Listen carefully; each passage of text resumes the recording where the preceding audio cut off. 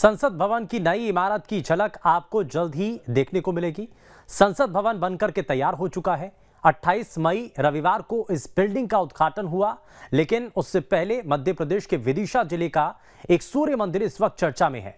कहा यह जा रहा है कि चालुक्य वंशकालीन इस मंदिर की तर्ज पर ही नए संसद भवन का निर्माण हुआ है।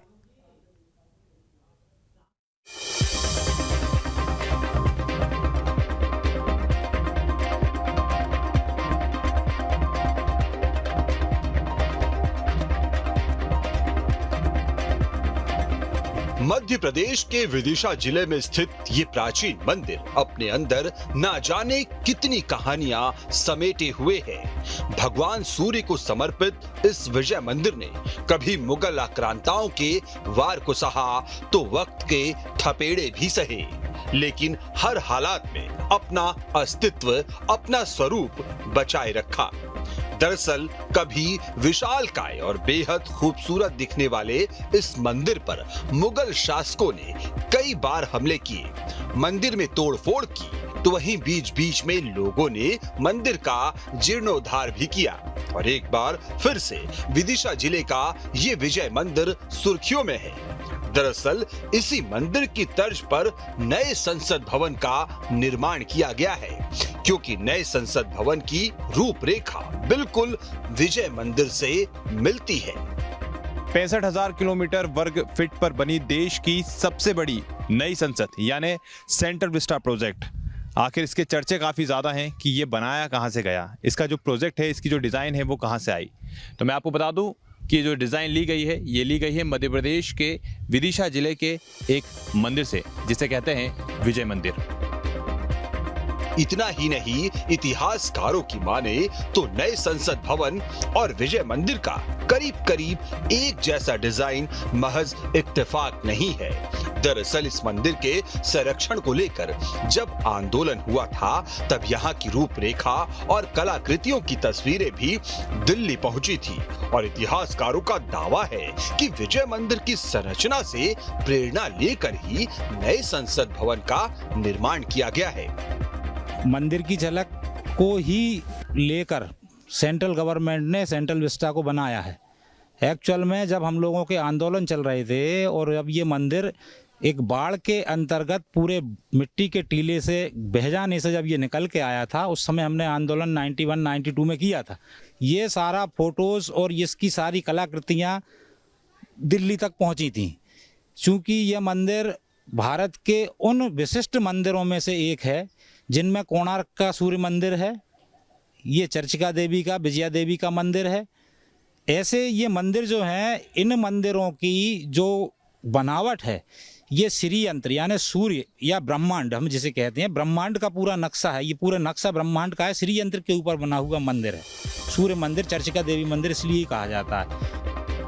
इस मंदिर का निर्माण चालुक्य वंशी राजाओं ने विदिशा विजय के बाद करवाया था और यही वजह है कि इस मंदिर को विजय मंदिर के नाम से जाना गया। विदिशा के विजय मंदिर की झलक आपको सेंट्रल विस्टा प्रोजेक्ट में हूबहू नजर आएगी, क्योंकि जो डिज़ाइन लिया गया है वो इसी मंदिर से लिया गया है।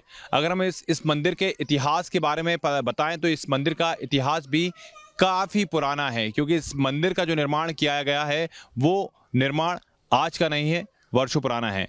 दरअसल इस मंदिर के बारे में कहा जाता है कि इस मंदिर को विजय मंदिर, जो कि विदिशा जिले में बना हुआ है, इसकी जो विशालता है वो देश के अलग अलग मंदिरों में गिनी जाती है। इस मंदिर का निर्माण चालुक्य वंशी राजा ने विदिशा विजय को चिरस्थायी बनाने के लिए यहाँ पर बहली स्वामीन यानी सूर्य मंदिर बनवाया था और चालुक्य वंशी खुद को सूर्यवंशी मानते थे, इसलिए उन्होंने मंदिर का निर्माण कराया था। इसके बाद 10वीं और 11वीं शताब्दी जब आई, जब परमार शासनकाल आया, तो उस दौरान परमार राजाओं ने इस मंदिर का पुनर्निर्माण कराया। इसके बाद जब मुगल शासक आया, उस दौरान कई मंदिरों को तोड़ा गया, तो उसमें यह मंदिर भी शामिल था।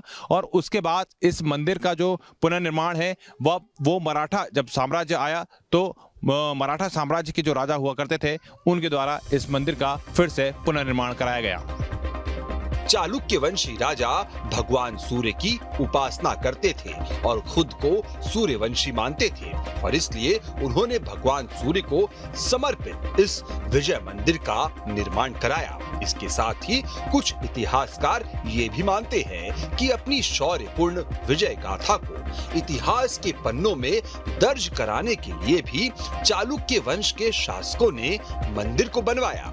विजय मंदिर भगवान सूर्य को समर्पित है। चालुक्य राजाओं ने इस मंदिर का निर्माण करवाया है। विदिशा विजय के बाद विजय मंदिर का निर्माण करवाया गया। राजा कृष्ण के प्रधानमंत्री वाचस्पति ने इसका निर्माण करवाया था। 10वीं 11वीं शताब्दी में परमार शासकों ने मंदिर का जीर्णोद्धार किया। चालुक्य वंशी राजाओं ने अपने विजय के उपरांत कराया था, इसलिए भी इसका नाम, उनके सेनापति थे वाचस्पति। सबसे पहला इसका उल्लेख यही मिलता है कि वाचस्पति जो महामंत्री थे, उन्होंने इसका विजय के उपरांत इस मंदिर का निर्माण कराया था। क्योंकि चालुक्य वंशी सूर्य को अपना आराध्य देव मानते हैं, सूर्यवंशी होते हैं। सूर्य को प्रकारांतर से भिल्ल स्वामी भी कहा गया है, इसलिए भिल्ल स्वामी मंदिर भी इसका नाम प्रचलन में रहा आया होगा। इसलिए जो वैदिश नगर पुरानी बस्ती थी, जो नदी उस पार बसा हुआ था, जो कि बाढ़ से अन्य प्रकोपों से वहाँ से बस्ती मिटकर इस तरफ आई, तब इस नगर का नाम वैदिश नगर से भिल्ल स्वामी के नाम पर भेलसा नाम पड़ा, जो आज़ादी के समय तक भेलसा नाम प्रचलन में रहा। प्राचीन विजय मंदिर शिल्प कला और वास्तुकला का बेजोड़ नमूना भी पेश करता है। मंदिर के अवशेषों से उस दौर की सर्वश्रेष्ठ वास्तुकला की जानकारी मिलती है। मंदिर के दक्षिणी भाग की खुदाई करने पर मुख्य द्वार की विशाल चौखट मिली थी, जिस पर शंख की बहुत सुंदर कलाकृति उकेरी गई है। इसके अलावा जिस चबूतरे पर मंदिर का निर्माण किया गया है, वहां के पत्थरों पर हजारों देवी देवताओं की प्रतिमाएं उकेरी गई हैं। इससे आप अंदाजा लगा सकते हैं कि मंदिर को भव्य बनाने में कोई कोर कसर नहीं छोड़ी गई थी। मंदिर का निर्माण वास्तुकला के साथ ही नक्काशी के साथ किया गया, क्योंकि अगर हम इस पूरे जगह को अगर आप देखेंगे, जहां पूरी तरफ से ये जो मंदिर का जो नक्शा है, जो मंदिर फैला हुआ है, वहां पर आपको अलग अलग जगहों पर जो प्रतिमाएं हैं वो नज़र आएंगी। जैसे कि यहाँ पर भी आप देखेंगे तो किस प्रकार से जो हमारी संस्कृति आपको इन जो पत्थर की मूर्तियाँ हैं उनमें नज़र आएगी, और जिस प्रकार से वास्तुकला के साथ साथ किस प्रकार से यहाँ पर शिल्प को भी पूरी तरीके से ध्यान दिया गया है। अलग अलग जगहों पर बताया जाता है कि भगवान की जो प्रतिमाएँ वो रखी हुई हैं। तो वहीं अगर हम इस मंदिर का जो गर्भगृह है वर्तमान में आपको नजर आता है, इसकी अगर बात करेंगे तो यहाँ पर जिस प्रकार से नक्काशी की गई है, पत्थरों पे जिस प्रकार से कला को उकेरा गया है, वो ये बताता है कि काफ़ी ज़्यादा ध्यान के साथ और काफ़ी ज़्यादा सोच समझ के साथ इस मंदिर का जो निर्माण था वो किया गया था। और इस मंदिर का निर्माण का जो प्रोजेक्ट जिस भी समय बनाया गया होगा, वो इस बात को ध्यान में रख के बनाया गया होगा कि ये कई सालों तक चले, कई वर्षों तक ये मंदिर लोगों के जहन में रहे। लेकिन जिस प्रकार से बीच में बताया है कई इतिहासकारों ने कि इस मंदिर को तोड़ा गया, हालांकि बाद में इसका पुनर्निर्माण भी कराया गया, तो कहीं ना कहीं अब जो चीज़ें बची हैं इस मंदिर में वो ये बताती हैं कि इस मंदिर का इतिहास तो काफ़ी पुराना है, लेकिन उस वक्त इस मंदिर को बनाते समय जहां वास्तु दोष जो होते हैं, जो वास्तु कलाएँ होती हैं, और इसके अलावा जो हमारे ब्रह्मांड की अधोसंरचना होती है, और इसके साथ ही शिल्प कला और जो पत्थरों पर प्रतिमाओं को उकेरा जाता है, इन तमाम चीज़ों का ध्यान रखा गया। इतिहासकारों का कहना है कि जिस तरह से इस मंदिर को डिजाइन किया गया है, उससे मंदिर के महत्व और भव्यता का पता चलता है। आज भी मंदिर परिसर को देखकर आप विजय मंदिर की विशालता को महसूस कर सकते हैं। कई सदियों का इतिहास जैसे आपके सामने जीवंत हो उठता है। बिल्कुल, ये चतुर्भुज आकार का है और इसको भूमिज शैली भी कहा जाता है खास तौर से, और पंचायतन शैली में भी ये मंदिर बना हुआ है। आप देख रहे होंगे, जब से मैं देख रहा हूँ कि आप भ्रमण कर रहे हैं आसपास पूरे क्षेत्र को, यहाँ पर शिव की, पार्वती की, गणेश की, विष्णु की ये प्रतिमाएं जगह जगह पड़ी हुई हैं। उससे लगता है कि ये पंचायतन शैली का मंदिर है। सूर्य मंदिर के बारे में कई पुरातत्वविदों का ये कहना है कि इस मंदिर के पीछे की तरफ जो स्थान है, वहाँ भी आप देख रहे हैं बहुत बड़ा ढेर मूर्तियों का और पत्थरों का है। सूर्य मंदिर वहाँ रहा होगा। यह मंदिर तो विजया देवी का मंदिर ही था, जिसको चर्चिका देवी भी कहा गया है। चर्चिका जो कि 9 दुर्गाओं में से चंडी का रूप कही गई है, उसका एक दूसरा नाम चर्चिका देवी भी है। तो चर्चिका देवी के रूप से भी पुराणों में इस मंदिर का उल्लेख बोलता है। बिल्कुल एक अलग तरह की इसका वास्तु है। और जब 2-3 साल पहले सेंट्रल विस्टा का नक्शा सामने आया, तब हम लोगों को लगा कि ये तो बिल्कुल ऐसा लगता है कि ये हमारे विजय मंदिर या विजय मंडल का वास्तुशिल्प ही उठा करके सेंट्रल विस्टा में उपयोग किया गया है। सन 1233 से 1234 ईस्वी में इस मंदिर का पहली बार जिक्र हुआ था। विजय मंदिर के अवशेषों के अध्ययन से ये जानकारी मिली थी कि ये मंदिर खजुराहो के प्रसिद्ध मंदिरों से भी कहीं अधिक विशाल और समृद्ध था।